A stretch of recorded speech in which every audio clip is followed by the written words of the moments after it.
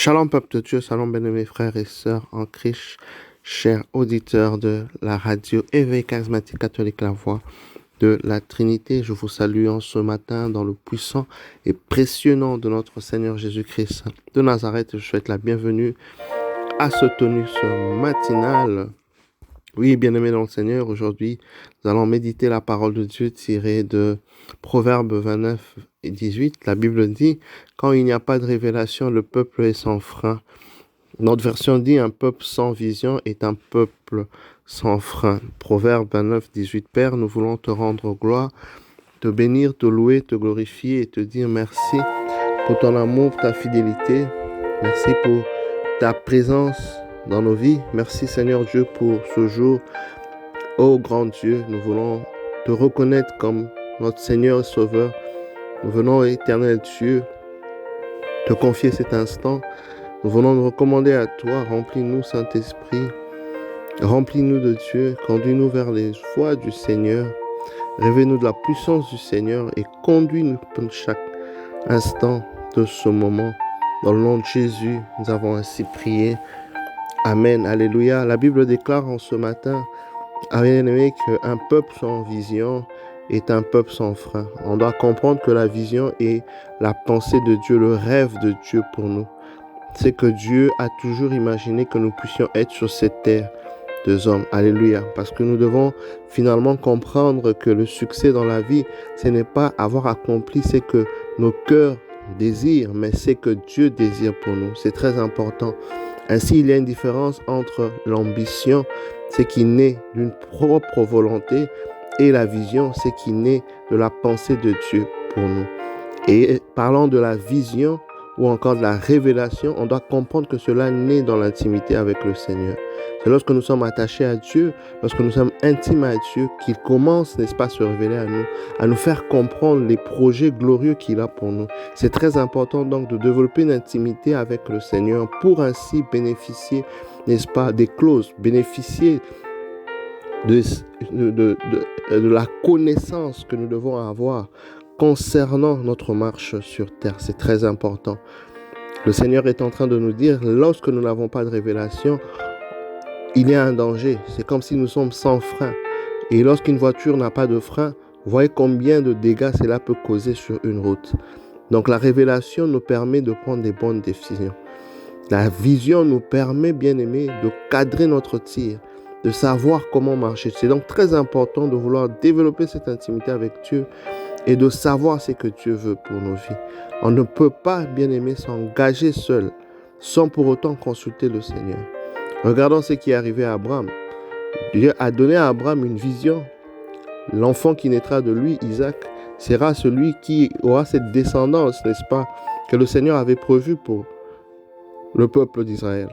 Mais Abraham est parti par sa propre volonté avec sa maîtresse et ils ont eu, n'est-ce pas, un enfant, Ismaël. Vous savez, l'enfant est venu, oui, mais cela était loin du projet de Dieu. Et cet enfant, la descendance qui est sortie d'Ismaël a combattu, n'est-ce pas, la descendance qui est sortie d'Isaac. Parfois, on se crée ainsi beaucoup de problèmes, beaucoup de combats, beaucoup d'épreuves, simplement parce qu'on y va seul sans Dieu. C'est pourquoi c'est très important de consulter le Seigneur, bien-aimé.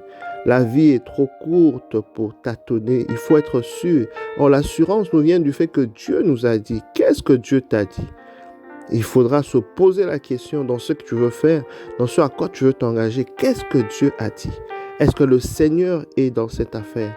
C'est très important que le Seigneur y soit pour éviter, bien aimé, certains combats, certains problèmes, pour ne pas faire comme Abraham. Alléluia. Dieu a des projets de paix et de bonheur pour nous. Il dit, invoque-moi, je te montrerai les choses cachées dans le secret. Revenons donc à Dieu pour toujours l'interroger, pour savoir, pour connaître, n'est-ce pas, la vision. Ainsi, comme je disais, la vision naît dans l'intimité et la vision doit aussi être écrite, elle doit être gardée, elle doit être proclamée, comme le dit Habakkuk 2:2. Écris la vision, grave-la, qu'elle soit un endroit où on peut la lire. Proclame-la, n'est-ce pas? Qu'on la lise couramment, même si elle tarde, elle s'accomplira. Car il y a une heure fixée. Bien-aimé, le Seigneur est fidèle. Écris la vision. Tu dois écrire la vision, la graver dans ton cœur et la proclamer.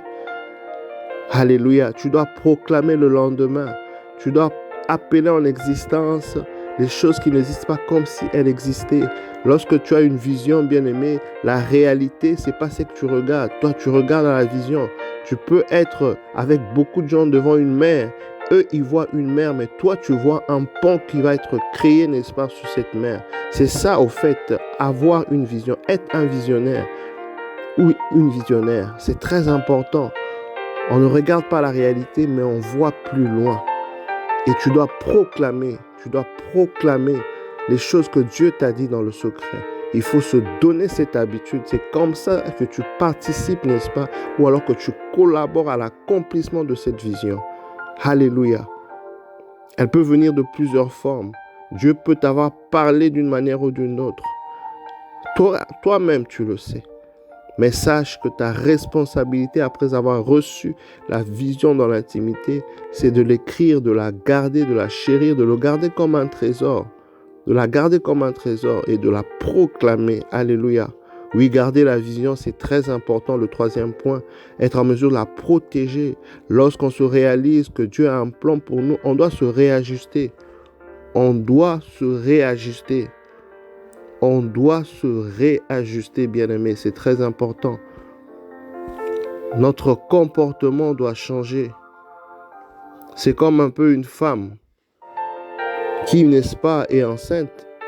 Le bébé représente comme un peu sa vision. Elle doit maintenant changer son comportement, ses habitudes de manger, ses habitudes alimentaires. Quand est-ce qu'elle doit aller dormir? Pourquoi? Parce qu'elle veut protéger, n'est-ce pas, la santé de l'enfant. Et c'est ça, lorsque Dieu met une vision en nous, on doit protéger la vision. On doit donc, bien aimé, regarder autour de notre environnement et prendre certaines décisions. On doit devenir discipliné. On ne peut plus fréquenter les gens que Dieu ne veut plus qu'on puisse fréquenter. On ne peut plus fréquenter n'importe quel environnement. On doit protéger la vision parce que, rassure-toi, bien-aimé, que nous devons être compatibles. Alléluia. Nous devons être compatibles dans ce que nous faisons par rapport à ce que Dieu a mis dans nos cœurs. Il faut qu'il y ait compatibilité. Sinon, c'est comme une pile qu'on utilise très mal. Elle peut être efficace, elle peut être bonne, mais si tu la branches pas bien, tu la mets pas bien, par exemple, tu mets le positif et le positif, elle ne sera pas efficace, elle va pas fonctionner parce que tu ne l'as pas bien utilisée. Donc la vision peut être là. Dieu peut avoir un rêve dans notre vie, mais elle peut tarder, ne pas s'accomplir simplement si nous n'évoluons pas dans l'environnement que Dieu veut que nous puissions évoluer. Que nous n'écoutons, parce que c'est Dieu qui est l'auteur de la vision. On doit se rassurer qu'on rentre à lui pour qu'on ait les clauses. Comment est-ce que nous devons fonctionner pour rendre cette vision efficace? C'est donc très important de toujours prier le Seigneur aussi, de mettre autour de nous les personnes qui doivent nous accompagner pour l'accomplissement de cette vision. Alléluia, c'est très important. La Bible dit que David était entouré des vaillants héros. Jésus était entouré de 12 apôtres. Donc, on doit savoir que c'est que le Seigneur a prévu, les personnes que Dieu a prévues qui puissent nous accompagner pour l'accomplissement, n'est-ce pas, de la vision. Et pour ça, il faut prier. Ce n'est pas nous-mêmes qui décidons, mais c'est Dieu, car c'est lui qui est l'auteur de la vision, rappelons-nous. Revenons toujours à lui et posons la question qu'il nous accorde, n'est-ce pas, de connaître, n'est-ce pas, toutes ces choses, afin que nous puissions, n'est-ce pas, protéger la vision. Afin que nous puissions la garder, n'est-ce pas, comme un peu une assiette en porcelaine. On doit vraiment protéger. Lorsque tu marches sur des pierres, tu dois vraiment protéger parce que tu as reçu quelque chose, n'est-ce pas, de précieux de la part du Seigneur. Le Seigneur a des projets de paix, de bonheur pour toi. Il a des grandes choses. Le Seigneur te voit grand. Alors, comme je disais, reviens à Dieu dans l'intimité pour connaître la révélation, la vision. Ça va te gagner en temps, t'épargner certains combats. Écris la vision, proclame la vision, garde la vision. Ainsi, le Seigneur se manifestera de manière grandiose dans la vie de chacun. Sois béni, bien-aimé, en ce jour. Que Dieu te garde. Je me recommande à vos prières et à très bientôt. Bye bye.